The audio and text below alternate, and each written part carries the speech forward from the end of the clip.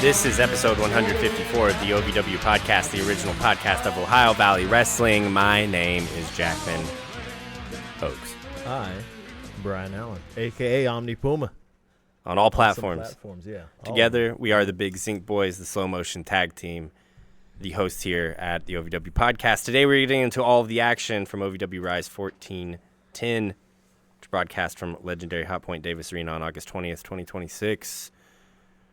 But first, Brian Allen, how are you? I'm good. Slowing down from the work day, but doing good. Here at about 8 o'clock, I'll be leveled out and ready to watch some Dynamite. Yeah, watch some Dynamite. That's what I'm gonna be doing yeah. at 8 o'clock. How are you doing? It's 6:37 right now. It means we got to run a tight one. So, I'm doing well, thank you. I forgot. I'm trying to remember. We're reformatting the show a little bit. Before I ask Brian Allen how he's doing, I'm supposed to say, Tiny Brian, say hello, please. Hello, please. Wow, I sound weird in my own earbuds. But hi, my name is Tiny Brian. I'm your executive producer. Welcome to the podcast. And I'll be here all night doing weird stuff. But anyway, that's all I got. If this is your first time with the podcast, he's like our Jamie. He pulls up clips. We talk to him. He does things like that for us. I don't actually have the ability to show clips. Maybe I should work that out. Maybe I should find a way to be able to pull clips up. Can we do that, Malachi? So you're like our Jamie, and Malachi is like your Jamie. Who's Jamie? What is I don't know the context for Jamie. I believe he's the producer of the Joe Rogan Experience. Oh, yeah. I've never listened to a minute of that on purpose. So he's always like, Jamie, pull up those clips. Well. Jamie, find that clip of that guitar, of that cat playing guitar. It's a good producer name for that kind of like Jamie. Like, hit me with this. Yeah, like that just works. Two good. syllables. Yeah, I feel like it works. So let's talk about a couple of things here. Let's talk about, of course, OVW every single Thursday afternoon. Doors open at 5:45. First match at 6:15. OVW Overdrive at 6:30, and OVW Rise at 7 p.m. We have the Acura of Lexington show here just a few days from now on August 29th. On Saturday. It's a Saturday. It's a free show. It's a good one for kids. It's a good one for adults. Mentioned it last week. Bring your old Country Boy cups. You'll save a lot of money. Bring a chair. They don't really have a lot of those. Bring a friend. Yeah. Once again, this is kind of an anniversary for Brian Allen, kind of going from being just a guy we met at the Manchester show to going, no, we should have him come in and actually give wrestling opinions on one of our mics. And that is. Look how that's turned out. Celebratory time. You're right. We will be there, assuming, Yes. Good Lord willing and the creek don't rise. Yeah. There you go. Yeah. Yep. I don't go to a lot of the shows any longer, but I will go ahead and be on record as saying that I will go to that one. I like that one a lot, and it's right down the street for me. It's close. I don't have to be in the car too long. I can Uber home at any time. There you go. You could stumble home if absolutely necessary. Not from that far out. No, that's not stumbling range. No, but That'd be a little. It'd be brutal. It's a trip. Yeah. Be brutal. That's a trip. It could be a stumbling trip, but that might be your last. But you know what? You come over to the Big Zinc Boys. You see us out. You, I don't know. You buy us a couple drinks, three or four drinks. Yeah. You can come out, hang out with the Big Zinc Boys later that night when we hit the town. We'll teach you all of our secrets. Oh, is that a thing? It's going to be when somebody if somebody buys us 3 or 4 drinks, they will learn all of our secrets. There you go. That's just inevitable. But no, in all seriousness, we will be out there. If you see us, come say hello. Today is also, or I take that back. Yesterday is the 2-year anniversary of when we met our friend Matthew Berry. Hines and Tiny Brian and I sent us that picture. So we've made years-long friendships meeting at OVW events. So if you see us, come out and say hi. We'd love to meet you. Absolutely. All tickets are available at OVWrestling.com. Information about all your favorite OVW superstars is at OVWrestling.com. It's really a great place if you're a fan, stop by and poke around, check out, and the only place to find your tickets. I do know, I wanted to bring up, we do know there's a couple of things coming up in the OVW in the future. Okay. Please. September 12th. I don't have it here. I know. The notes, I kind of slipped on this one this week. That's but okay. We do know September 12th, which is a Saturday, there is a fan appreciation show. It is a free show there at Davis Arena. Cool. and cool. it is if you can't make it, like I'm. I might actually get my car running to the point that I may actually be able to just drive to Louisville. I tell you, I haven't been able to drive to Louisville in over a year, and it's making me a little crazy. I will not be at that one. I'll just be at the Acura show. But if not, Jackman, then you'll be able to catch that show live on TNA Plus. Very cool. Presumably, they've not said that it was going to be on YouTube, so I'm wondering, and you guys can let me ask you: do you think this is some sort of test run for OVW? This is a Saturday night. This is presumably this is not their general premium event night. Now we know they usually do Sunday night specials, but this is a Saturday night special. If it's going to be on TNA Plus exclusively, is this something for them to see what kind of an audience that OVW can draw in there? We know that the deal's not been made official yet. So what do you guys think? I mean, they obviously have some sort of fondness for each other, short of any like deal on paper that we know of or don't know of, right? They obviously have some sort of fondness for each other. I guess for me, it's like a step in the right direction. Yeah. Whatever that direction is, like whatever people want it to be. I think. If you're just asking me candidly, I do think it's a weird spot to stick OVW, an OVW exclusive.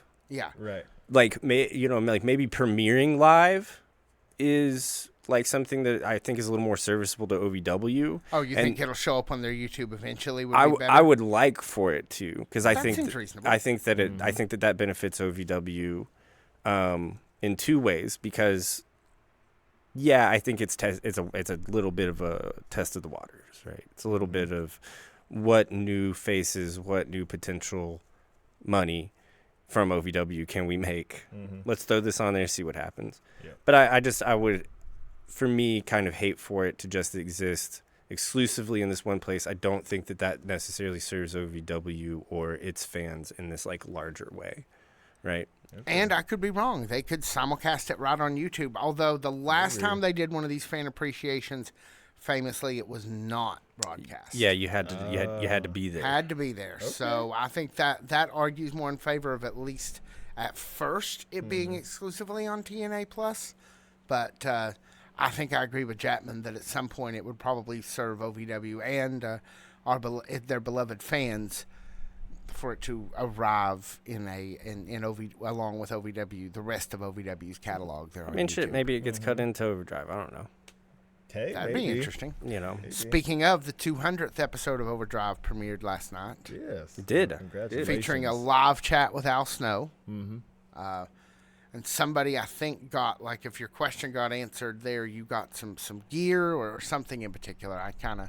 Okay. Well, that's fun. Congratulations to Overdrive. Well, 200 episodes, that's a big one. It is. Yeah. It's a big one. So I have something a little different before we get into the show. Well, here, let's do this officially. Hi, my name's Tiny Brown. I'm your producer. You're watching the OVW podcast, the original podcast of Ohio Valley Wrestling. We will be right back. It's a little Death to the Fed teaser. This is all off the cuff, right? I want to get Brian Allen's opinion on this. Oh, we're okay. This is from r/relationship advice.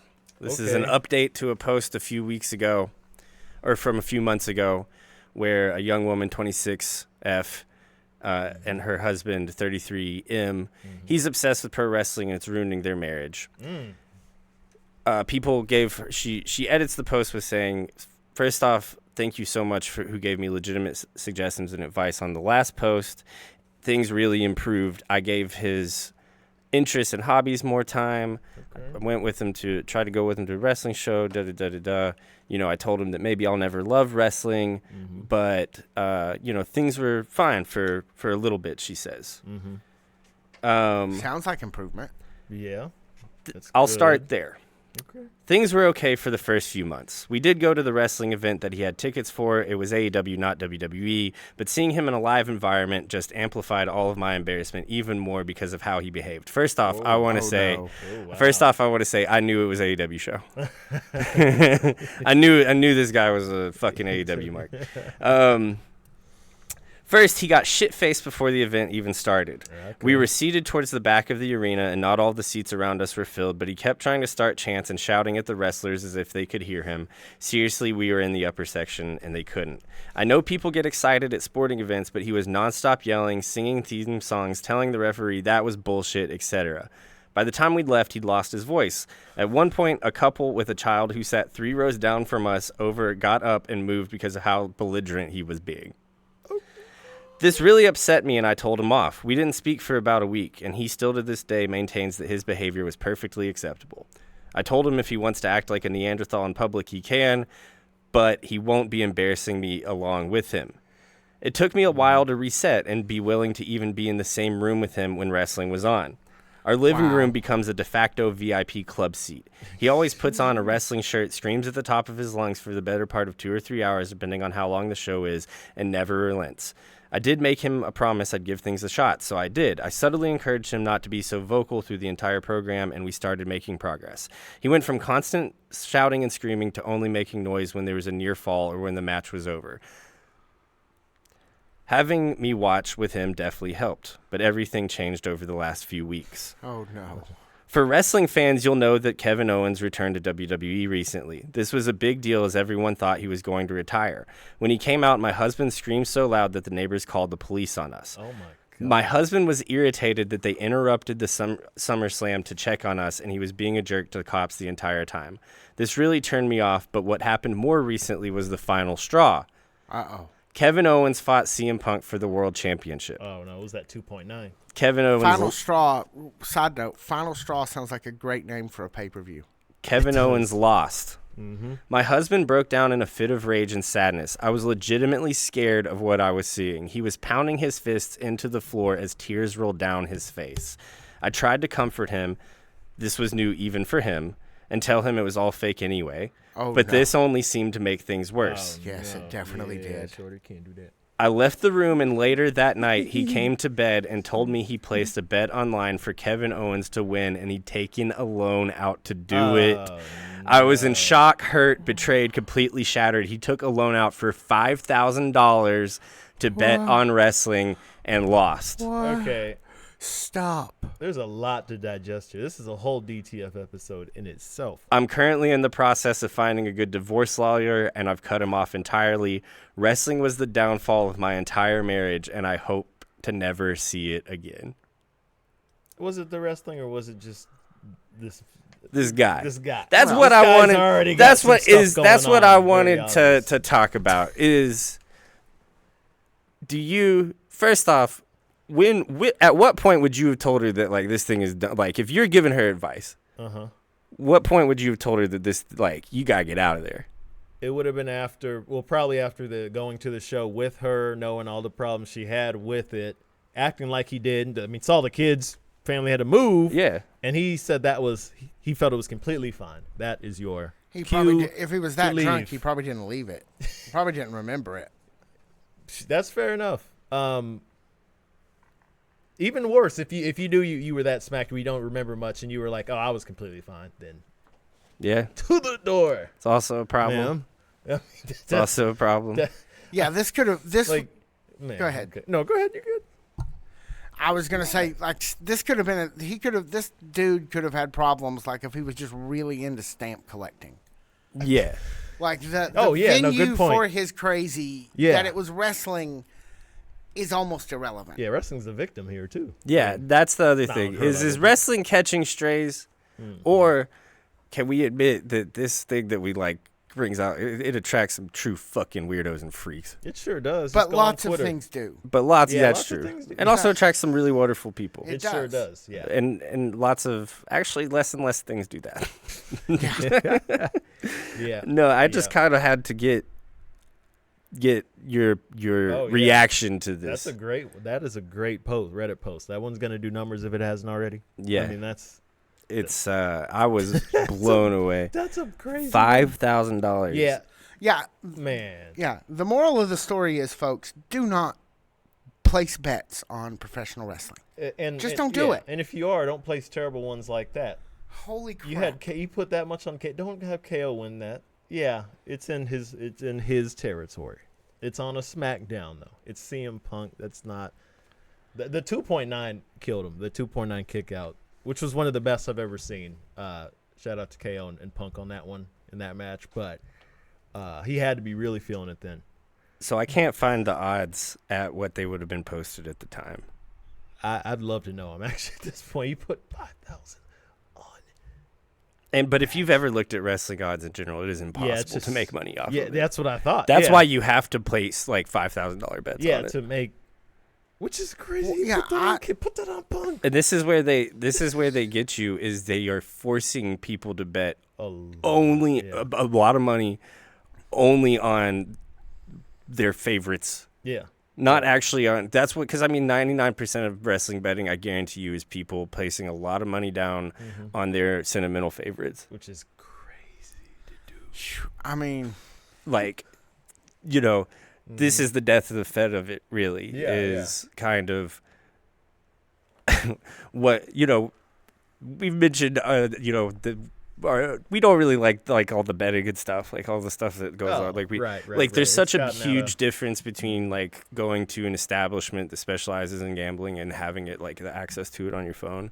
And like this guy is obviously like a victim of not only like WWE being predatory by even being allowed to place bets on it, but the betting services being predatory, and obviously he has some sort of like he's not going on up there. Yeah, that's a few things. I do hope that this woman is safe. It sounds like this guy could have actually been like yeah, especially when she said how she's feeling after KO. That felt unsafe just hearing. So watch wrestling responsibly, folks. Yes. If please. you liked any part of this brief conversation, we get into a lot of stuff like this in way more long form on our show, Death to the Fed, that can be found on all of your streaming platforms, on anywhere where you find your podcasts, and dropping at first on OVW podcast on Patreon. Now back to the show. Brian Allen. Hello. Take us away. Let's do it.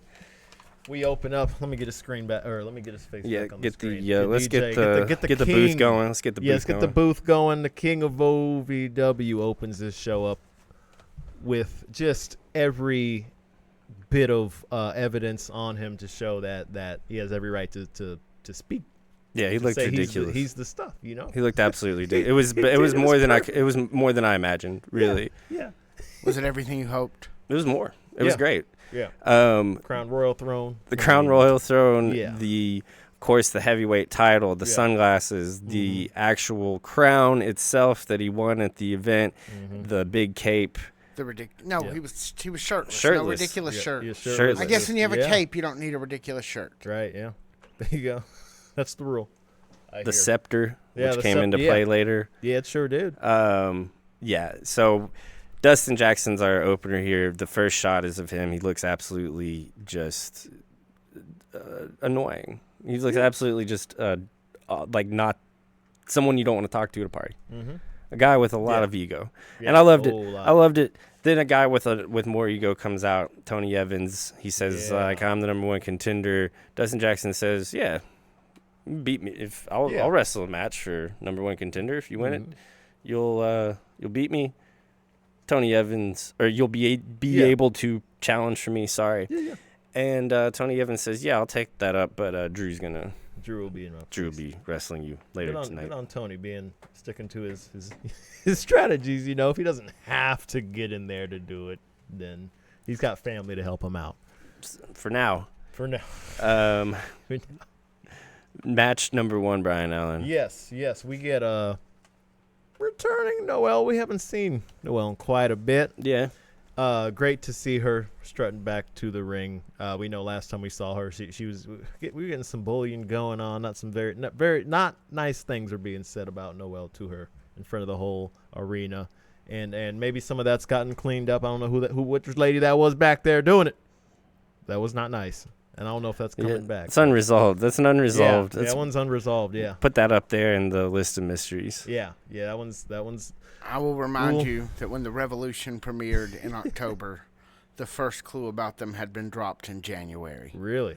they play the long game in Davis Arena. I like that. I think it will come back. I don't think it's. I honestly, I don't think it's gonna come back. Okay. No, I don't. Maybe we'll just. Maybe it depends on what we talk about in this and this. Not discounting that they do love to play the long game at OVW, but I don't think that that one. I don't think we're gonna see the weird voices in my head bully thing from Noel. We'll see. Yeah, we'll see. Carter Pretty sure commentary brought it up. Right. During the match. Nah, who listens to commentary? They do a great damn job. Carter Kaufman, though, also kind of coming back to a pretty good spot opening the show. Well, not opening it from the minute the cameras roll, but our first action opening the show in that regard. They've had a few bouts, maybe not so much all the time one-on-one, but I remember, they've had some triple threats with the ladies going on where those two were involved. So a little bit of history here. Yeah. Commentary mentioned that. Yeah. See, I do listen to commentary. Yeah, there you go. Pretty sure that the last one was, it was them with Leela Hall was in there scrapping it up, I'm pretty sure. And so good to see them back is the main point here. Pretty, I don't want to say quick, they got their time in. Yeah. I mean, show opener. We're already, 6 minutes or so into the show after the opening segment.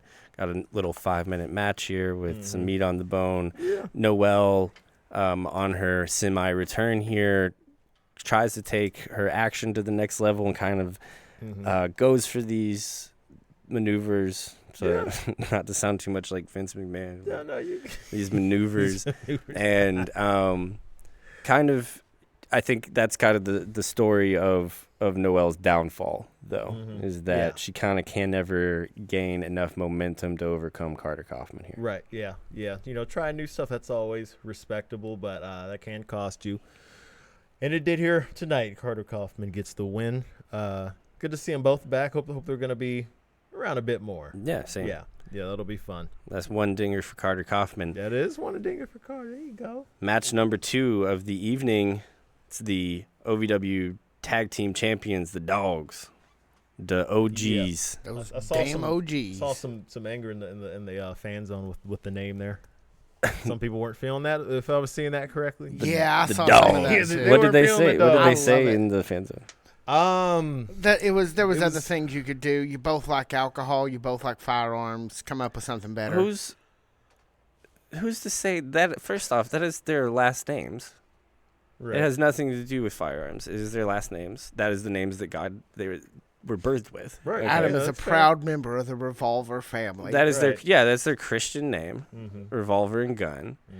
That's first things first. Right. Second off, lay off the alcohol thing. Lay off the alcohol accusation. I don't like to hear it. Okay. I don't like it. You don't know anything about these two gentlemen, clearly. Well, Tony Gunn does get Tony Gunn actually. Adam Revolver less so, but Tony Gunn, we actually know he loves. He comes out with a flask every time we see him. He's always has a flask actually. Yeah. Adam Revolver less so, but and still, I believe my comment on that particular post personally was. I would imagine that Adam and Tony are reading this and laughing right now as they continue to listen to their new AI theme music. Do they got AI theme music? Oh, yeah, they got some AI theme music. I didn't even notice. Is it really? Oh, yeah. About to cut this volume. No, I'll check it out later. We might have to. From the algorithm that brought you the story of Crixus in song comes the damn OGs. Woof, woof. Huh. Well, he said AI. I want to write an AI song. Yeah. This has long been a dream of mine. Is to write something so bland and generic that people accuse of being AI. I like. Oh, you literally want to write an AI song from the standpoint of it's so AI coded that sunshine is nice. Okay. After listening to that Pat McAfee album, I think I could do it. We can just put some. I got to get a better effects processor.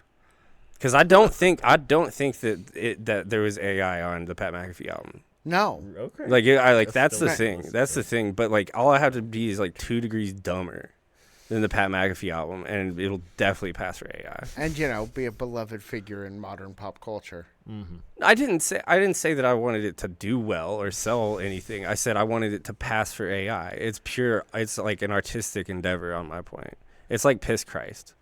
This is my Piss Christ. So, what did we think of? What do we think of this tag team match? This is a quick rematch. They're pretty only just lost it. Yeah, pretty fresh off of the loss and everything. It's a real piece of art, guys. Yeah. Oh, we know. I'm sorry. I almost want to hear this theme.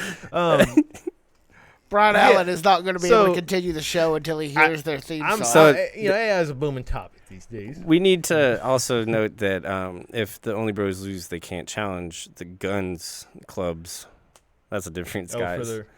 Yeah. Those are different dudes. But they can't challenge the dogs, the damn OGs. Mm-hmm. Man, not only is the AI theme song, some AI graphics. Yeah, that was definitely some AI graphics. Let's hear the song. Let's do it. Riveting podcasting. Hey, we're doing our. This is Big Zing style in here. You know what? Yeah. Okay, we're at the commercial. Okay. We're back up. Yeah, maybe this wasn't as good of an idea as I thought, but I still think it's a pretty good idea. It's too fast. That's why it's hard to get back to when they. We want to give a shout out to Minuteman Press. Yeah, shout out Minuteman Press. Shout out Minuteman Press. Shout out Eric Cornish. Good guy. True stud. We don't make that joke nearly enough anymore. Okay. We are here. Now, turn it up.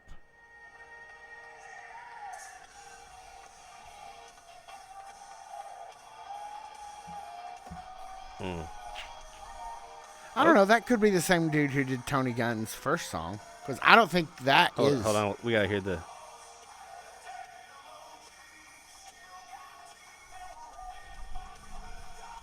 It could be using some. Okay. I got it. That's one of those harder ones. You got an AI checker?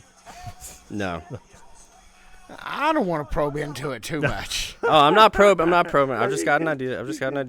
All right, take some notes. I'm sad that the Only Bros are not going to be able to regain the titles, at least from Tony Gunn and Adam Revolver. But I am excited to see what the future of the tag division holds. Mm-hmm. These are two very experienced guys. These are guys that are going to be able to make guys, whenever they do eventually lose. Mm-hmm. Just a bummer. We're sentimental favorites of the Only Bros. We sure are, and the current champs will uplift anyone they go against. They'll look good against them, and when that's that time, they'll give them the good rep. I can't help but think we're also coming into Nightmare Cup season, so the tag division might suddenly become a lot more interesting. Ooh, okay. Yeah, we'll keep the eyes on the tag. That's true. Division. We've been tag. We need more tournaments. I think that the King of the Crown race for the crowd thing was a lot of fun. It was. As convoluted as it was, I actually had a lot of fun watching it. It was fun. It was a lot of fun. I love that they're experimenting with different formats for matches. Mm-hmm. Honestly, the weird steps I'm here for it. Mm-hmm. Couldn't agree more. All right. So they just there wasn't much shenanigans going on with this, was there, Brian? Not much. It's pretty, straightforward rematch kind of deal. Same intensity from the bout where the Only Bros lost their titles from that damn good Saturday. That was a damn good Saturday evening. Thank you again, OVW, for that. But okay. Yeah, go ahead. I'm sorry. You good? Can you write me a song in the style of Kid Rock about a wrestling tag team named the Damn OGs? Intro. Yeah, turn it up. From the backwoods to the bright lights. You know who it is. The Damn OGs. Two bad sons of a gun walk through that door. Crowd gets loud and they start to roar. Black boots stomping. Bells about to ring. They ain't here to talk. They're here to do their thing. Oh. That part is not copyrighted. Although I did notice. No. I just prompted ChatGPT for that. Yes. Yeah, so make your decisions on whether or not you think that there might be possible AI. Although only one of them is actually a son of a gun. I didn't even mention anything about guns. I know. I heard your prompt, but yeah. This rules. Old school attitude, new school knees. Pause. Oh, okay. Knees? Wait. Yep. Now they're kicking down the locker room door. Tag Team Thunder when they hit that ring. One distracts the ref while the other does their thing. Dude, this song rules. This song rules. Bridge halftime chant. Oh my gosh, this song, guitar solo, final chorus. We're the damn OG, still kicking ass at 43. We're the damn OG. Dude, this song is awesome. Two men, one team, zero damn respect. The damn OGs. This from our forthcoming fully AI-generated musical about Tony Gunn. I've told you how long I've wanted to do an AI episode of this show. It's time to come clean. This whole episode to this point has been AI. But yeah. None of us. We're all at home. We've been using generative graphics this whole time. Yeah, we're just. You know how cool that would be. Ron Hines will just materialize and walk out of the room any moment now because he's in the data so much. So we're talking about Icon Lee. Yeah, I was about to say. Let's talk about Icon Lee. That time. I think we put it off as long as we can, Mr. Allen. That was just an exercise. Exercise. That's all good. Tony and Larkin backstage encouraging Drew Hernandez was our next segment. Not much. Go ahead, Drew. Yeah, not too much to cover there. Take us away, Allen. So much to cover with our Icon Lee. If I wasn't in such a hurry getting over here today after work, I would have had my items to really bring home the point of how rewarding. Now, what items would those have been? What are we talking here? I got a couple Icon signed little like 8x16s, whatever. 8x10s, cool. 8x10s, boom. There you go. I thought we were talking about letter grade. Was gonna bring that, maybe stick it somewhere over here where it was gonna be good. Do a worship, freaking ceremony out of it or something. That sheep costume is buried somewhere in the home. Were you gonna try to find that? I was thinking about it. Was really thinking about it. This could have been a good time to bring it out of semi-retirement. When it's 79 degrees with 104% humidity in here. That might have held me off. Maybe we just do like a burning ritual, retire it for good, burn it into a crisp. Maybe when he loses the belt to celebrate. Yeah, maybe when he loses it. But I don't think he plans on that. I don't plan on witnessing that either. So well, that'd be a fun character thing if a wrestler wins the championship and comes out the next week and it's like, I'm gonna lose this in 2 weeks. Yes. And then they just don't. They keep trying to lose. Charlie Brown. Yeah. Icon Lee, JJ Lawson running it back, fresh from their bouts in Cincinnati. Mm-hmm. Icon had that crowd behind him up there, like we've never really heard before in an OVW environment. And it was a beautiful match until we ended with some antics that we've seen a few times with our feisty boy. With this twin, the Clone War, we got our best. We got our best look at the twins so far. We did, yeah, because we saw it again this episode, and it did ultimately give JJ the win once again. We thought, so we thought until it was time to kind of run this thing back. Fairly enough. It's actually so few times in professional wrestling where the right call happened. There you go. Like this should happen with like 95% of matches, right? It should, just like actually everybody's out of the ring, we'll just restart it. Like that's just like a review booth. Yeah, it does. OVW is willing to do this. Like I can probably it's probably more than one hand I could count the times when the crowd has been like, let them fight, and the rest shrugged his shoulders and rung the bell again. It's just one of the great kayfabe mysteries of like where's the line? Yeah. The line is apparently like body double. Yeah. Apparently, like chairs, chain, all that other stuff. Kind of like that's another day at the office. The body double thing. Everyone's like, oh, we gotta get some semblance of control around here. It's like this is a little too far. All right, the ethics are we're getting murky. Yeah, getting murky. So here's a question I have for you guys. Yeah, and Alan, you can address this directly. Okay. Does Icon Lee have a friend in Brendan Balling? Until they're not, because he sure did help him a whole lot in this episode. Icon Lee would not be wearing that championship in 43 separate social media posts every day since. Yeah. Without little help from Brendan Balling. I mean, they've had their bad blood too with the Rush division and where that title was getting held down by Brendan for a while. Icon was doing everything he could to get in his head and get that from him. Which makes it a pretty interesting twist that Brendan, ultimately helped him out, but that's just how much he hates a feisty boy. I was gonna say, what if it's for me at least, it's less about Brendan helping Icon and more about Brendan trying to get to the bottom of not only making JJ lose the title, but get to the bottom of the double thing. He's a victim of this exact same playbook, right? He wanted his title off that. So I think it's more about keeping him relevant with JJ. But I do think that a Brendan Balling one final thing to push Icon firmly into babyface territory is like a true like respect match. Like, we're two wrestlers, you're the champion, I just want to wrestle you because you're the champion, from Brendan Balling. Okay, yeah. Maybe Icon Lee retains, maybe he loses, which would be more interesting. And he just shakes Brendan Balling's hand. Hey, now that's a different Icon. And that's a different Icon. And then we are unquestionably there. Yeah. Right? Yeah. To answer the months-old question of this podcast. That one's been on the stove for a bit, just on the simmer.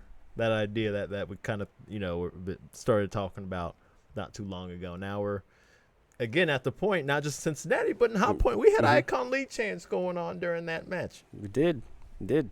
Commentary said it. The crowd was split. I was very surprised to hear them say that. Yeah, but weird sequence of events, but ultimately led to a result that I've been waiting for since I started following this really cool brand. Well, and just notice too the way that commentary talks about Icon compared to the way they talked about him a couple months ago.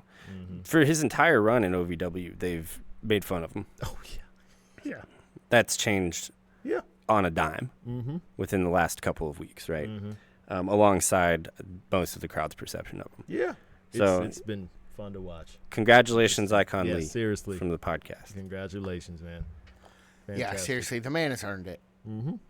Nobody works harder on his fitness. It's pretty obvious. And, I know because I see every post he puts on social media because I have to approve or decline whether or not they're going in the fan zone. Oh, yeah. So. You've been there for all of them, man. But the character work online, that's one of the most respectable jobs I've seen out of, a lot of people in a lot of different industries. As far as your online brand, Icon takes care of that. He's had that locked down since, before we started this. Definitely. He wasn't at OVW yet. Like, I knew about Icon 6 months before he ever showed up at OVW. And he was putting all these posts on social media, found their way into my algorithm. I had no idea who he was. Like, who is he? He was related to, he was connected to another local podcast who we knew at the time. And, but yeah, we had no idea. I had no idea who he was, but he would not go away until he showed up at Davis Arena. There you go. And now he's the Rush champion. There you go. Was there ever anything that happened with that other podcast? Did that drama finally just fizzle out, or? They're still they're still around. They're still doing things on the Facebooks. They came back. For real? They had to take a 60-day break for random reasons. For real? Yeah, for real. But they're back now, and yeah. For real? Tonight's their night, isn't it? Yeah, I guess. I don't know. It used to be. I know it used to be. Yeah, because they would. Yeah, because this was. Yeah. Anyway. So, Icon wins. Congratulations. Yes. Seriously. Brendan. I'm sure you could go through Icon's cage match page and figure out what podcast we're talking about. Yeah, I'm sure. They had their own title. They sure did. Might still. Who knows? They probably do. It's around somewhere, I'm sure. If they still have a podcast, I'm sure they still have a title. Yeah. Oh, what was the next match, someone? Man, good question. My notes after I threw them. Sorry, we've only been doing this for 7 minutes and 15 seconds. I'm trying to. That's good time. Trying to. The battery in my timer remote died before the show, so they have no idea that they've actually been going for 51 minutes. 51 minutes? Yeah, you started at 35 after. Oh, and Dynamite's on tonight. Yeah, that's all good. So let's move along, shall we? This all right. Show. Yeah, let's do it. Cal Hero, Mario Perdua. This is our fourth match of the evening.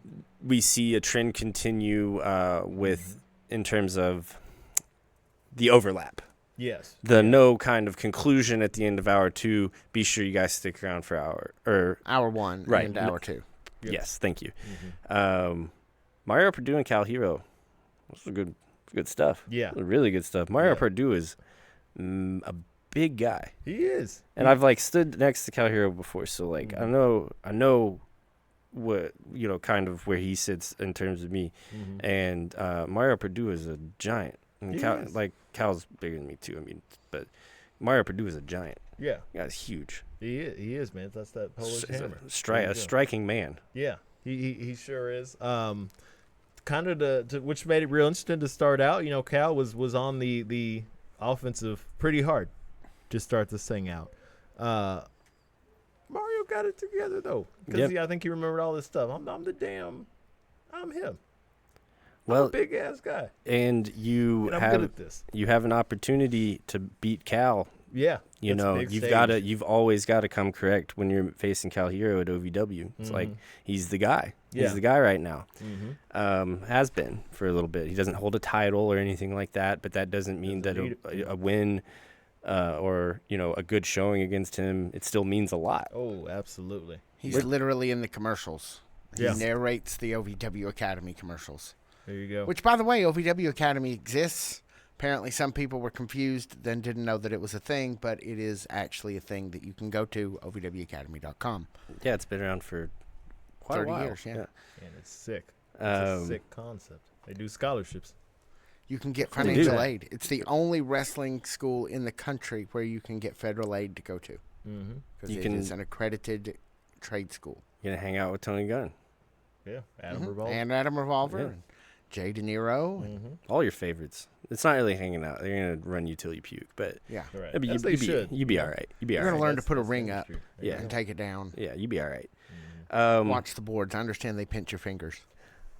Cal Hero takes the victory here. Really kind of, I hesitate to say squeaks it out, but there was just so many times where Mario Purdue seems so dominant. Cal had to really overcome Mario Purdue here on so many occasions. But we see that classic fanny pack knee. I was going to ask about that. Great showcase. Feels like he is going back to that fan. It seems like we're seeing that for his finish much more than the hero's journey. The hero's journey, which was his take on the standing O from J. Manola Vencia. Oh yeah. I think it's a more appropriate finisher for this version of Cal Hero.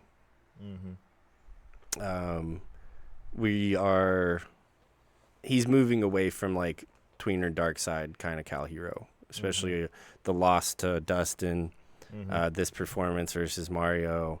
I think that this iteration of Cal Hero right now is a fanny pack knee guy. I think there's going to be a huge moment where he pulls out a standing O and everybody goes crazy for it though. Right. And then we come on this podcast and go, maybe Cal's maybe he's still a little more dark than we thought he was. Yeah. When will Cal Hero become a heel? Do you think that Cal Hero's ever going to be a heel, Brian Allen? Heel Cal, babyface icon. It's Bizarro VW. Yeah. Wait, what did you say? It's Bizarro VW. Bizarro VW, yeah. Yeah, we make fun of ourselves right here, too. I have no problem making fun of ourselves. You got to. We're ridiculous folks. We're sitting in an 80-degree closet talking about wrestling. So the lady from that Reddit post would not want to be our friend. She would not. She needs friends more than ever, I think. Yes, she does. I agree with that. She's going to Reddit to complain about her weirdo neckbeard husband and his gambling addiction. Yeah. She clearly needs friends. I don't think she's I think she'd take us, Yeah, that's fair. I think she needs good wrestling fans to show her. We'll win her back. No, she just needs anybody to listen to her. We don't even have to talk about wrestling. It doesn't even have to be about wrestling. Yeah, that'd be for our own sake to be like, it's not so bad. Yeah, actually I kind of hate it too. No. Yeah, there you go. Which is true. It's not a lie. It's a love hate. Love hate. Yeah. But yeah, like you said, Cal Hero takes the win. Mario Purdue with a great showcase though against the Cal Hero. Queen Shalance comes out and does her part, kind of like DJ earlier, just saying, "Hey, I'm obviously her. I've always been her. I've always been the queen, but now I got the hardware with it too." Shalance, I got some Pumas coming for you. We'll make that work. We'll make that work. Apparently she's interested in Hell getting yeah. on the Puma game now. I mean, that's just what I hear. You got the guy for it. So, you got the guy for it. We're gonna get the gift package going for the Queen or something. You are the Puma Prince. The Puma Prince. Okay, I like that. Omni Puma on all platforms. There you go. Thank you. Maybe streaming some All In this weekend. Yeah, I think we'll be streaming All In Sunday afternoon. Do some content on that. Yeah, that'll be great. We love Shalance though. Yep. Love Shalance. Love how they kept the show VW relevant in the segment, even though we didn't see a show VW. This is obviously probably originally supposed to be intended as a show VW segment, so it's nice to kind of keep it fresh like that. But we never saw Brandon Davis. That man's busy, and it serves Shalance. It does a lot of different things. Serves Brandon Davis, serves Shalance. PJ Jones serves Shalance. Just basically the whole time, just like Eric Cornish serves Shalance. He had to get down on his knees. Yeah, I mean, it was great. It was fun. We all do it in that position. What a good guy. It was fun. It was fun. Evil Z wants to be Dustin Jackson's henchman. Dustin's like, yeah, I'll go for it. Talk about it, sure. Let's do it. Yeah. All right, so I want to talk about Meadow versus Steven Steele, because I think this was my match of the night. I would have to agree. Match of the month, match of this thing. This was the song that just never ended. Don't make another AI song though. I wasn't playing that. Steven Steele and Meadow. I mean, just a absolute. What do you call it? Is this a clinic? Is this clinic level? Like, what is this? Is this a showcase? Clinic, showcase, just graps. Straight graps, good graps. Yep, good graps. Just a damn bout. You know what I mean? Like, it was just what the doctor had ordered, you know? Yeah. Steven Steele did all of his tricks, every single one of them. I mean, it was a very unique pairing, too. Yeah. You know, these two guys that have very different styles, very different presentations. This is not a mirror match by any means. Nope. Quite the opposite, right? But it resulted in we didn't even say a banger. Yeah. It's a banger. I loved this match. Steven Steele felt, I mentioned that he kind of got all of his tricks in, but he felt like he was in peril, genuine peril at so many times during this match. Meadow has never come across more calculated, more professional than he did in this match. Working heel, but not working dastardly, just like I mentioned in the Icon thing earlier, the potential thing with Brendan Balling. Meadow came in because he has a job to do. His job is wrestling, and Steven Steele is the title holder. And, like, there's a lot to be said about presenting wrestling in that fashion. And it doesn't mean that the characters can't seem lovable, likable, in peril, or mean, disingenuous, et cetera, et cetera. It just means that we don't have to have 3 weeks worth of promos to tell a great in-ring story. And for these two guys to have, again, what I thought is match of the night, thought it was a bummer, genuine bummer, to have Steven Steele lose the media title this quickly, and especially lose it on a Thursday night. But Meadow was destined for gold at OVW. Oh yeah, and I think he's fantastic. Yeah, fantastic. Yeah, he's cold, and since he even hit the scene, I mean, he's hit the scene of OVW. He's been in this kind of media title scene, or you know, fighting for gold. Yeah, he had a few times already, and that's just good experience to maybe actually get the thing one day when you get a stage like this where, you get Steven Steele, everybody in here loves him. We get that gold on the line too. Well, I got to come out and do something crazy, and they did that and more. Yeah, if you go back and rewatch one match from this evening, let it be this one, in my opinion, at least. I agree. Sucks the no meteor run for us, or you know, Steve. Our dream of Steven. Our dream of like viral Steven. Yeah, is gone. It's not right now. I mean, he could win it back tomorrow or something. No, we don't know. For what it's worth, though, I mean the commentary really wanted you to know that like Meadow is not a heel. This is a smart guy. He speaks 4 different languages. He has a long pedigree and a great pedigree in terms of who we learned from in professional wrestling. Like they want you to know that he is every bit as capable of a champion as Steven Steele was. Yeah, he's a stud, not a sleazy guy who got a quick win or anything like that. Yeah. And I mean, Steven was put through a table at the end of this, but it was not like the put through a table like intentionally, like I'm trying to injure you. It was like a happenstance thing, which I think protected Meadows' character in the way that we're talking about, and definitely protected Steven as the loser here. But man, what a huge bump from Steven. Yeah, that's crazy Eric Cornish kind of had me cracking up with him, like vaudevillian wiping sweat off of his shoulder. Like he's like, oh no, I'm so worried about Steven Steele. It was just very funny back there. Like Eric Cornish low-key has me laughing at small things all the time like that. Just over the years that we've been covering this, there's a handful of things that he's overreacted to on camera that I just found his reaction to be very, very funny.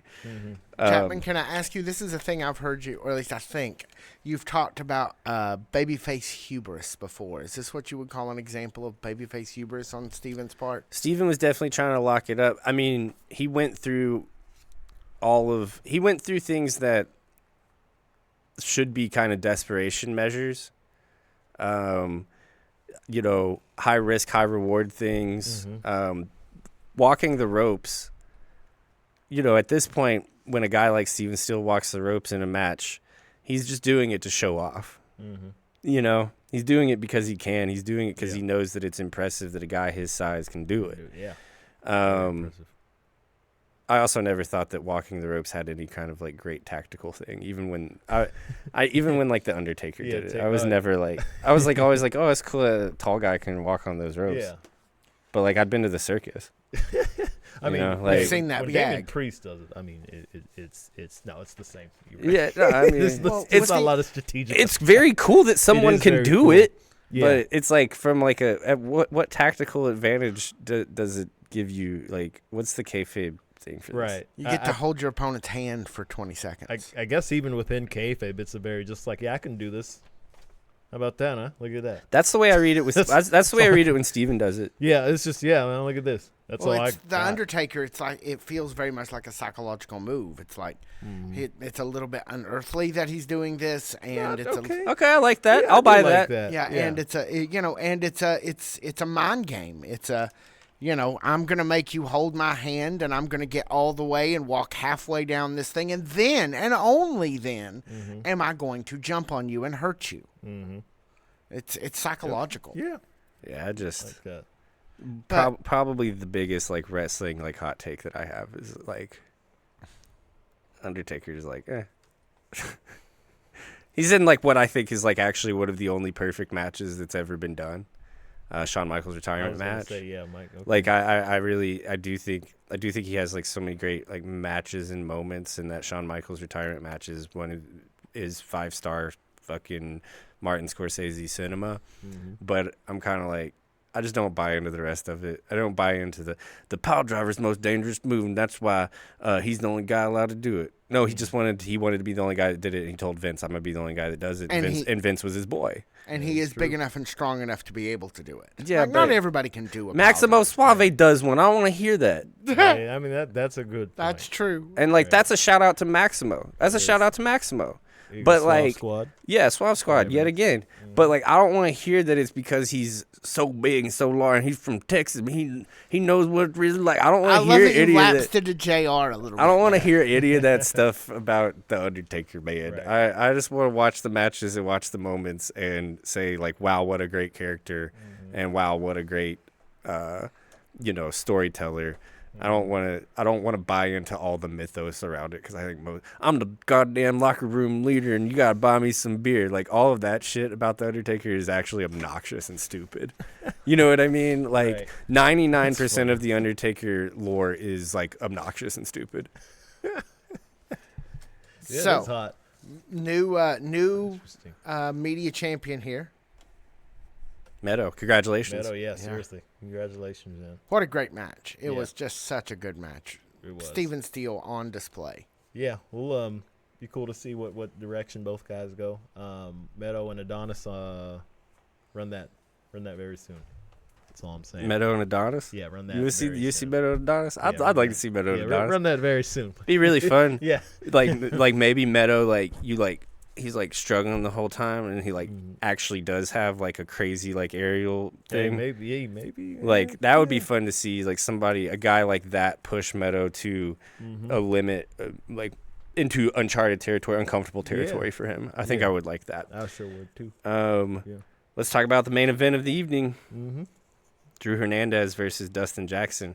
I saw a clip a few weeks ago of Dustin Jackson and Drew Hernandez up in Wisconsin. That's our good friends at GCLW or GLCW. And it was like a death match of sorts, a no holds barred thing. They were out in the crowd and they were hitting each other. Yeah. Those two, I was like, hell yeah, these two guys have chemistry. These two guys know each other very well, have known each other for a long time. And that chemistry really, really stuck through in what is a much more traditional match here on OVW. Yeah. It's hard. For my money, like I said, the Steven Steele stuff is just, I loved it. But like I thought that this was as sound as the Steven Steele match. Absolutely. I thought that it was as much fun as the Steven Steele match, and I thought that the heights of it were as big as the Steven Steele match. But I mean, Steven Steele, right? Yeah. We're gonna do. Yeah, I like him more. And but I did love the ending to this match. Though, and I think that was on top of the action in the ring. The ending to the match was really, really, really well done. We see Evil Z make the distraction on the ref. What a role he's had lately. Yeah, it seems after lovely Miss Larkin made an earlier distraction on the ref. Right, but that second distraction from Evil Z allowed Larkin to place a pinned Drew Hernandez or an unconscious Drew Hernandez on top of Dustin Jackson. Yes, because Tony had accidentally hit him with the brass knucks instead of Dustin. Yep. Whole lot of shenanigans here at the end of the night. Evil Z got the nut shot on Tony, which is very satisfying. Yeah, the replay's crazy. The replay, there's watch this back. There's a lot going on here. Yeah. A gag that I really liked is how long it took pre-match, how long it took Dustin Jackson to take everything off. Yeah, that cape just would not come off. That's a lot of gear for the king. Because you have the title, the chain, the scepter, like we said earlier. But someone on commentary went, and the chain's finally off. It's time to start the match. And I was just like, that's so funny. Like but it kind of worked even more for it to take so long. Like I'm kind of glad it got hung up on him, like and stuff like that. I don't know. It seems more ridiculous that way. It was great. Yeah. Dustin Jackson just makes me laugh. Okay, so let's go over this again because we had it a little wrong. Tony Evans and accidentally hits Drew. Larkin makes the distraction. Tony Evans accidentally hits Drew, then hits Dustin. Then Tony Evans gets kicked in the junk by Evil Z. Yes, correct. Coming in to defend Dustin, presumably. Then Evil Z gets ejected, which is when Larkin has the opportunity to place Drew Hernandez on top of Dustin. Yes. At which point the referee turns around and counts to 3, and Drew Hernandez is named the winner of the match. Since there were no duplicates in evidence, he was named the winner. Yep. Had there been a duplicate in evidence, maybe we would have done something different. That was that's a lot of stuff that happened in like 17 seconds. And it was smooth execution. It really was. It was. Like that's now that you put it like that. You know when SpongeBob was this is so deep cut like trying to wrap his mind around. I forgot what the exact scene was, but he was like his arms were just wrapping all. Oh yeah, no, that's class. I remember that was you there, and that was cool for one, but two, great execution at the end of that match. Yeah, timing was everything in a spot like this. Yeah, and sitting and rewatching it, they nailed it. They absolutely nailed it. They landed it. I gotta say too, I feel like we need to count on this. Maybe we go to cage match, but Drew Hernandez is such a damn workhorse. I feel like he might have most matches like wrestled this year. He's been around a while. Well, maybe maybe or like even just this year, 2026 calendar year. I feel like he's had a lot. He's been out there a lot of it for Tony. For this was for Tony. For him, this didn't benefit Drew. That's the kind of work he's put in. I think Drew could be up there. In OVW, I think Sneaky could be Super Z. Yeah, that's a good. Not Evil Z, but Super Z. I think could like sneakily be up there for like most matches a lot. in OVW. He's up there this year. He's up there. And I mean, I think that people that you might think are going to be way high up there, like Cal and Dustin, are probably a little less than you actually think. Tony is probably a little more than you think, especially as the champion. He did defend that quite a bit as champion. Yeah, which was a welcome surprise to me.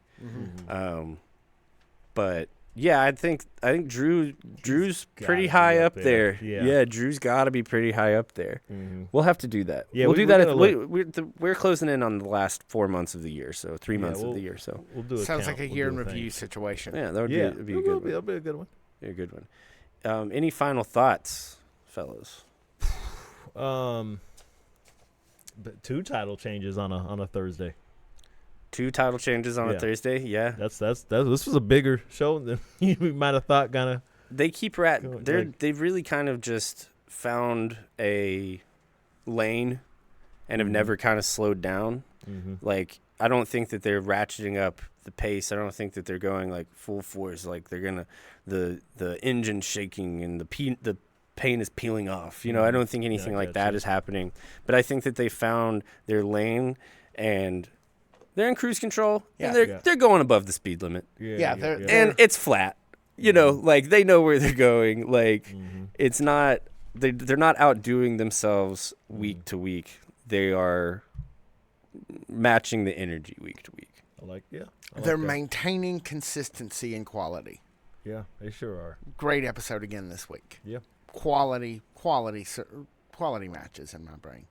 Couldn't agree more. Yeah. All right. I think that's what I got. Yeah, sorry that this one was kind of all over the place, guys. We appreciate you sticking with us. So they're all over the place. What was the final runtime, Malachi, before you stop it? Where are we at? How long is it? Don't stop it. How long is it? Well, an hour and 2 minutes. I think I may have. We weren't at 51 minutes. Yeah, I was gonna say. I think you were telling us lies. You're telling lies on our name back there. Oh man, I'm just producing. Yeah, it kind of hurts. It's all good. Join us on Omni Puma. I'm producing. Oh yes. You're just talking. You see what I'm talking about with what it recommends me now? You're on your phone. Oh yes, I see. Exactly what I'm talking about. I don't even want to tell you what this YouTube thing recommends me sometimes. You watch one try-on video. You watch one try-on video, and now your whole algorithm is try-on videos. Yeah. All right, get us out of here. Yeah, like you said. Hey, Omni Puma, AEW this Sunday. That's right. Let's crack a few cold ones open. Have some Delos. And have some fun. Yeah, join us over there. We appreciate you guys so much for listening. My name is Jack Minogues. I'm Brian Allen. For all of us here at the OVW Podcasts, good night.